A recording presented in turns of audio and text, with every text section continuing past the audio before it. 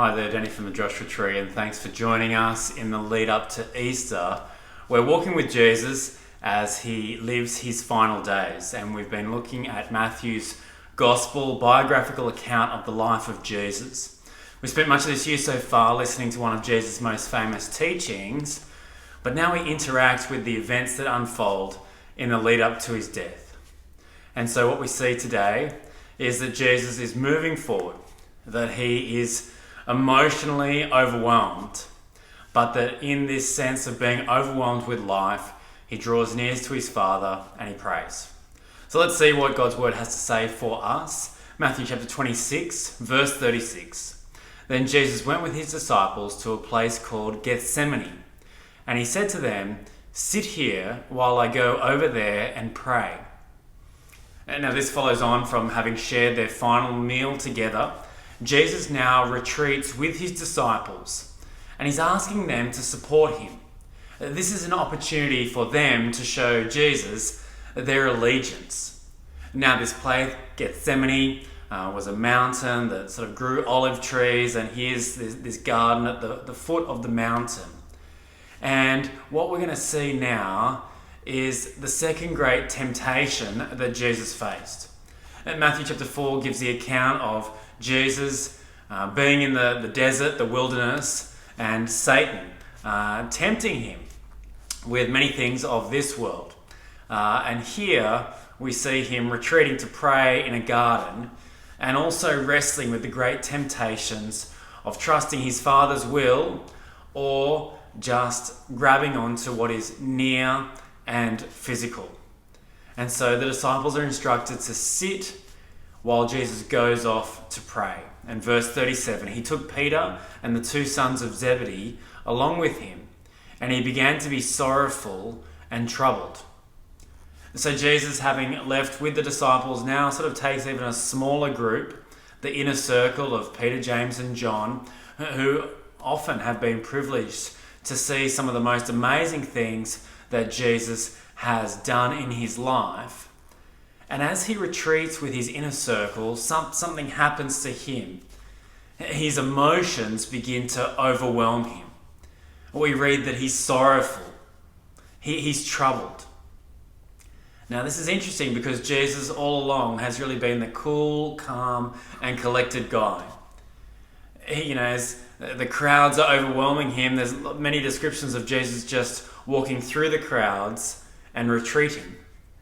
When there's great attacks from the religious leaders of the day, Jesus seems cool, calm, and eloquent in his response. But here, as he retreats with his inner circle, he's distressed.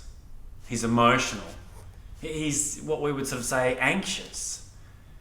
Jesus seems to be overwhelmed by the situation that he's walking into. And so to be overwhelmed, it's something that's a truly human experience, isn't it? All of us have experienced it sometime that we sort of seem to be going along fine, and then we just sort of walk into a space, or we sit down and stop, or that we lay our head on our pillow, and then just all the emotions just overwhelm us. Sorrow, grief, fear. And so the enormity of what's around us often gives us this sense of being overwhelmed. And so for many of us, with the disruption of the last 2 years, often it's entering into spaces that we haven't been in. Big social events, having to present in face-to-face situations, having to have difficult conversations in person. These are the kind of things that often overwhelm us. And so sometimes the things that overwhelm us are our circumstances. Sometimes it's new circumstances. Perhaps the thought of having the baby, the first baby, delivering the baby, is something that's really overwhelming you. Or sometimes it's just something difficult. Maybe in the workplace you know that you have to fire someone, that someone needs to be retrenched, their position is no longer available, or that they haven't been satisfying the job description. And sometimes we get overwhelmed by things that are systemic, like major financial debt or pressure that we constantly are in. But sometimes it's our circumstances that overwhelm us, but other times it's our expectations. Sometimes it's the expectations that we place on ourselves, that we want to get into this particular degree, and so therefore we need to obtain this mark to be able to enter into it. Or sometimes our expectations are that others want us to do something or to be someone. And then there's all these perceived expectations. They're obviously not stated overtly, but we just sort of consume them from our wider society, general media, and marketing. About how we should be looking, what we should be doing, how we should be able to cope or manage with situations that we're in. To be overwhelmed is something that we all grapple with at various points in our life. And the message here is that Jesus did too. And we see that Jesus is open about his feelings. He reveals to his inner circle what's going on. Then he said to them, verse 38, "My soul is overwhelmed with sorrow to the point of death. Stay here and keep watch with me." Now this is long before it was fashionable to be vulnerable and authentic. We see here that Jesus is truthful. He shares honestly with those whom he trusts. Now it would have been easy to try and hide it.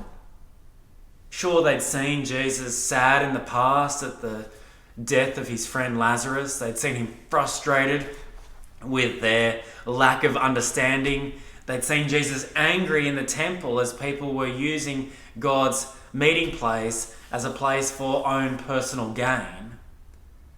But really, even in these glimpses of true human emotion, Jesus has always been the strong one.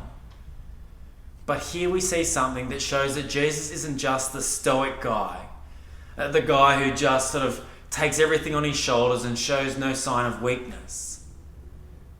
Jesus is overwhelmed with sorrow. It's sorrow that is so deep, it's sort of described as being to the point of death. And so what does he do? Well, he shares with his inner circle and he offers for them to support him. Support him by keeping watch while he retreats to pray. Now the question is, why is Jesus overwhelmed? What we're going to see as Jesus retreats to pray is two things. When Jesus is overwhelmed, he prays. And the reason that Jesus was overwhelmed was the thought of being forsaken by God.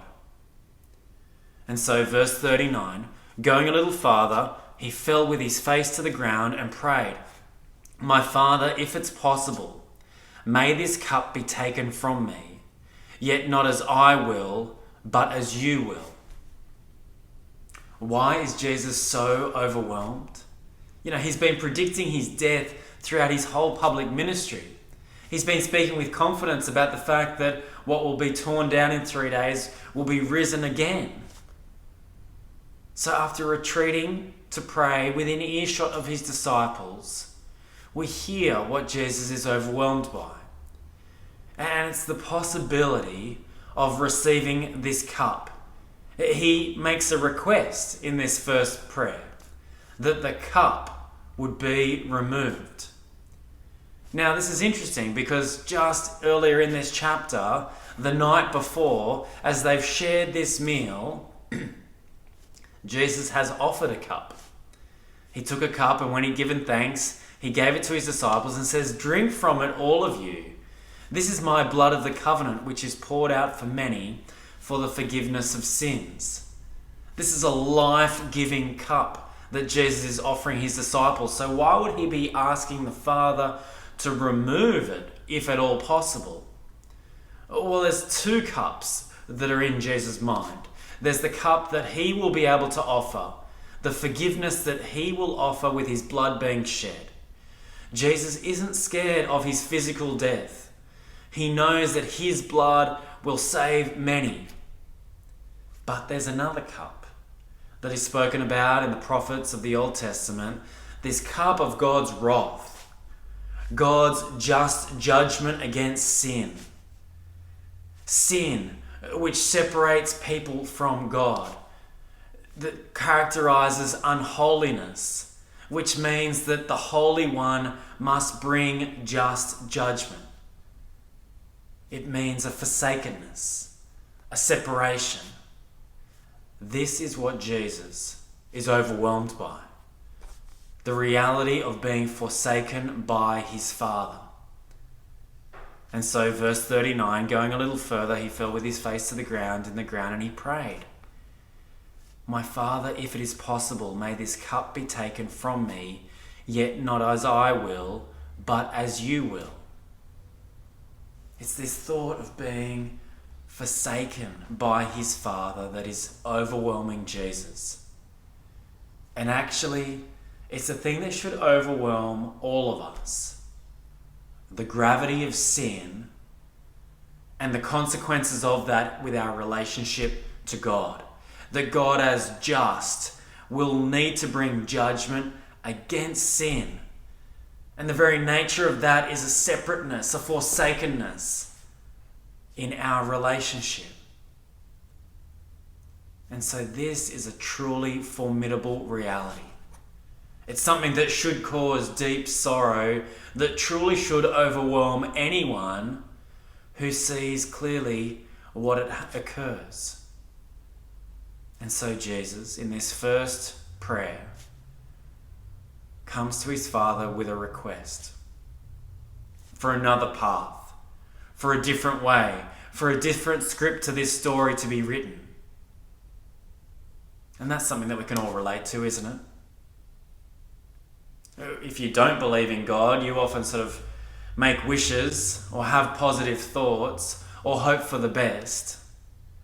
When you see a grim reality, you deeply desire a better option, an alternative. But even Christians sometimes come towards God with prayer, with requests that we want validated, that we have an idea of the ideal trajectory.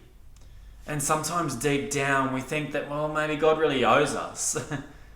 That as we look on the way that we've served him or the way that we've dealt with previous struggles, that maybe he owes us a good outcome here. But so much of our prayer is not your will be done, but a prayer that our will be done. Now this again shows the essence of the human heart, that we just sort of feel like we have to take reins of our life, that we want to come to God with our agenda and asking him to sort of give it a blessing, give it some magic dust.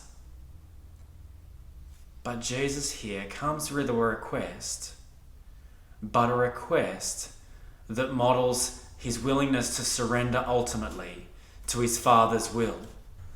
And so what we see here with Jesus, as he comes to his Father with a legitimate request for another way, for the cup to be removed, we see that requests can be given to God as we continue to surrender to his will, as we bring those requests with an open hand rather than a clenched fist around them.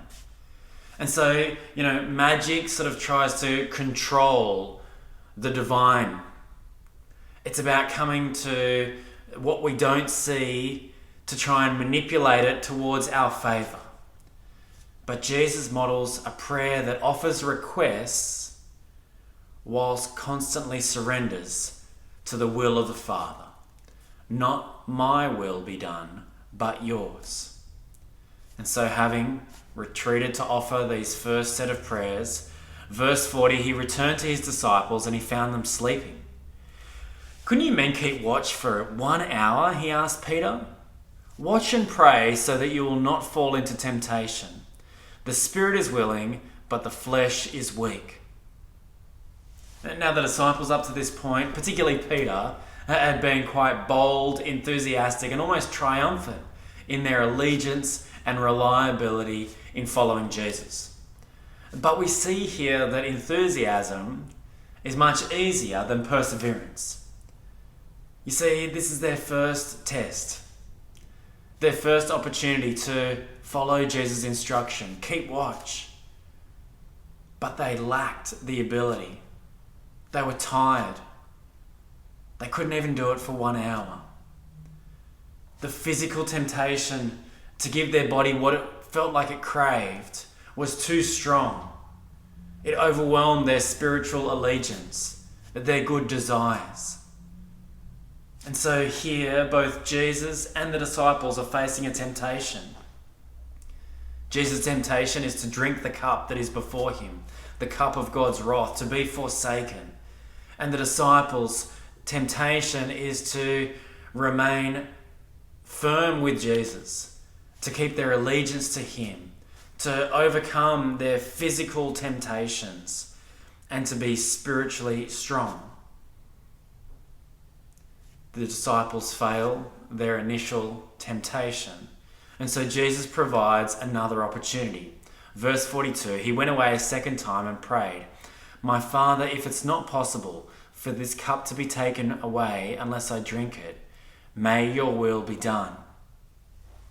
Now in this second prayer, on the surface it sounds exactly the same as the first, but we see a slight difference. Jesus' prayer has adapted. In the first prayer request for this cup to be removed, there's some sense that Jesus has heard the answer from God. It's an answer in the negative. No, this cup cannot be taken away. And the reason that the cup of God's wrath being poured out on Jesus, the reason that Jesus couldn't avoid being forsaken, is that Jesus was to be the true mediator between God and man. The only one who could bring atonement for sin that would restore unholy people into relationship with a holy God. The cross, him being forsaken by his Father, God's wrath being poured out on him, was something that could not be avoided. And so Jesus realizes that his prayer request has been denied. And so his second prayer adapts. If it is not possible, he is aware that it is not possible for this cup to be taken. But again he affirms, "Not my will, but your will be done." And so for a second time he returns to his support crew. Verse 43, he came back and again he found them sleeping because their eyes were heavy. So he left them and went away once more and prayed the third time, saying the same thing. Again we see for the disciples their physical weakness is evident. Now it's indicative of the path that Jesus would walk. The path towards a cross would be a lonely one. What Jesus was going to accomplish was a unique mission that no one else was qualified for. And so Jesus, a third time, is overwhelmed. And we see that he consolidates his prayer. He continues to align to the Father's will rather than his own. And in doing so, he's drawing closer and closer and closer to his Father in dependence and allegiance, surrendering his whole self to God's path for him. And Jesus in this prayer is showing the victory, the spiritual victory over the fleshly desires. His flesh was overwhelmed with being forsaken by his Father, but his spiritual resolve was strong enough to continue to pray, "Not my will, but your will be done." In contrast, the disciples are having their flesh have victory over their spirit. As their eyes are too heavy to stay awake, they can't remain faithful to Jesus' invitation to keep watch.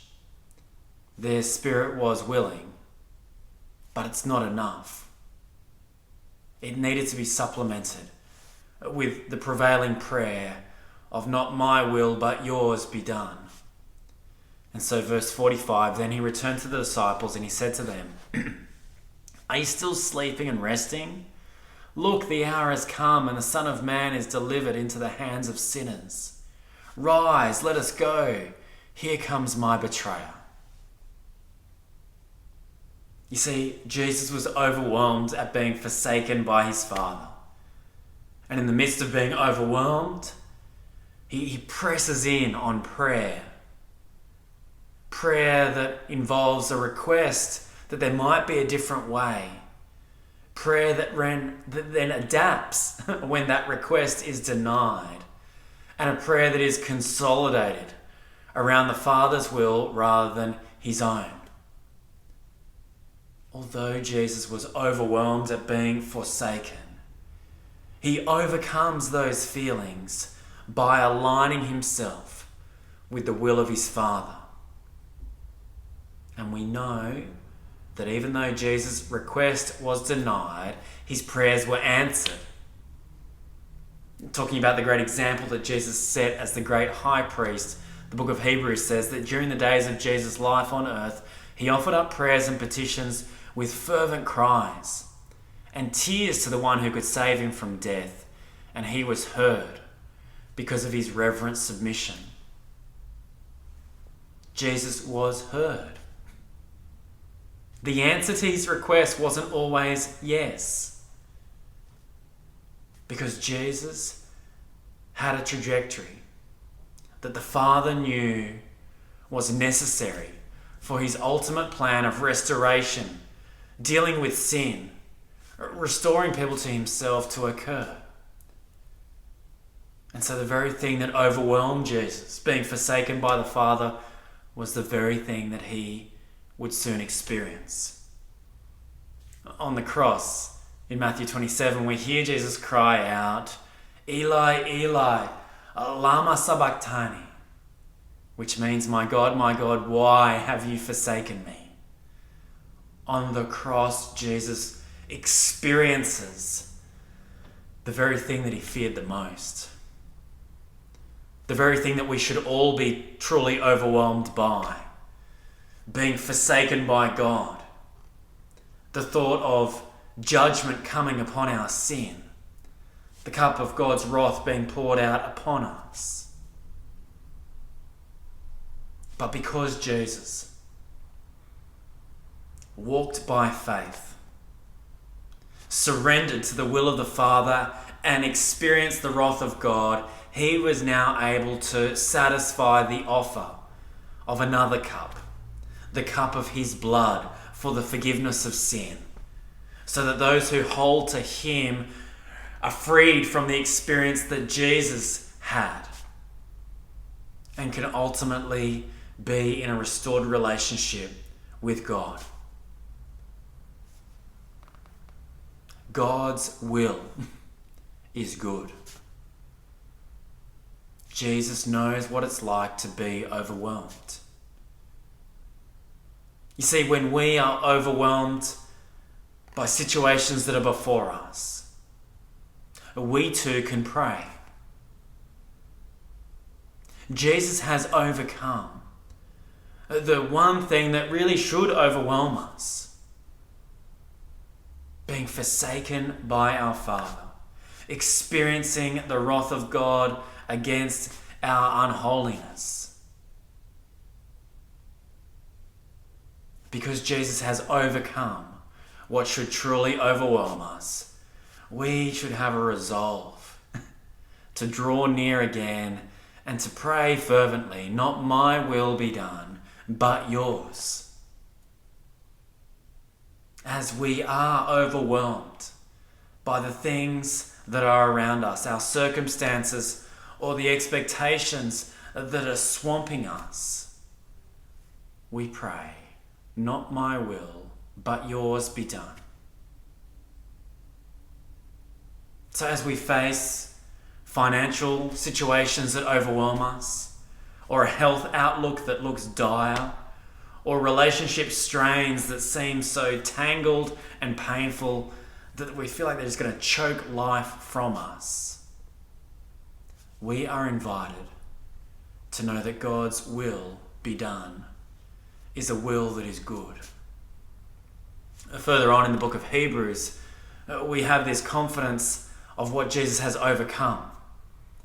Where the writer to Hebrews says, "Keep your lives free from the love of money and be content with what you have, because God has said, Never will I leave you, never will I forsake you. So we say with confidence, the Lord is my helper, I will not be afraid. What can mere mortals do to me? Because Jesus has overcome sin, we have the great promise that we will never experience truly what he did, being forsaken by the Father. That's the rescue. And so if that's the thing that should truly overwhelm us, being separated from God, then financial strain, uncertain health outlooks, relational pain, well, they're put in a different place, aren't they?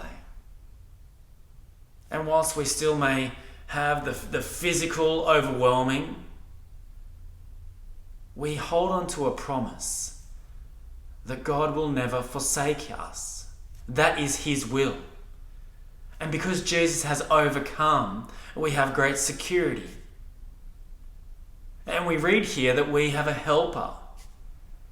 We can be reminded that no disease or financial crisis or relationship breakdown can separate us, because Jesus has overcome the thing that should truly overwhelm us, the forsakenness of God.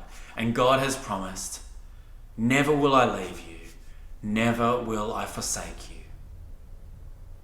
So friends, when we are overwhelmed, which we will be, we can pray. Jesus has overcome what should really overwhelm us, and that gives us a perspective to pray, not my will, but yours be done.